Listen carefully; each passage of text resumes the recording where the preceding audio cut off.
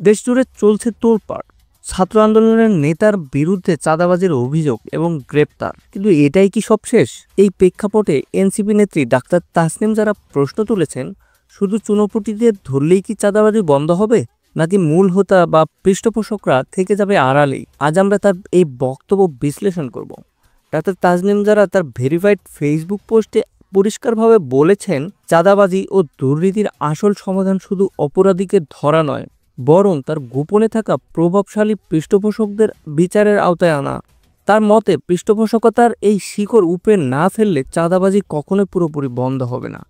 এটি বিচ্ছিন্ন কোনো ঘটনা নয়, বরং একটি সংঘবদ্ধ চক্রের কাজ। এই বক্তব্যের তিনি শুধুমাত্র ধারণার উপর ভিত্তি করে দেননি। গত 1 মাস ধরে তিনি দেশের বিভিন্ন প্রান্তের রাজবাড়ী থেকে খুলনা, পঞ্চগড় থেকে ভোলা ঘুরে বেরিয়েছেন। সাধারণ মানুষদের কাছ থেকে তিনি একটি প্রশ্ন বারবার শুনেছেন, এই দুর্নীতি আর চাঁদাবাজির রাজত্ব কবে শেষ হবে? মানুষের এই ক্ষোভ, হতাশা থেকেই তিনি এই ব্যবস্থার গভীরে থাকা এই সমস্যাকে চিহ্নিত করেছেন।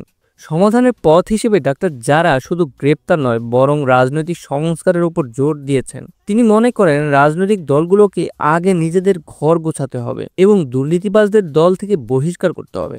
তিনি বর্তমান সরকারের ভূমিকা নিয়ে প্রশ্ন তুলে বলেন, দুর্নীতি ও চাঁদাবাজের বিরুদ্ধে কখনো কোনো কার্যকর ও কঠোর অবস্থান দেখা যায়নি। তবে সবকিছু পরেও তিনি আশাবাদী।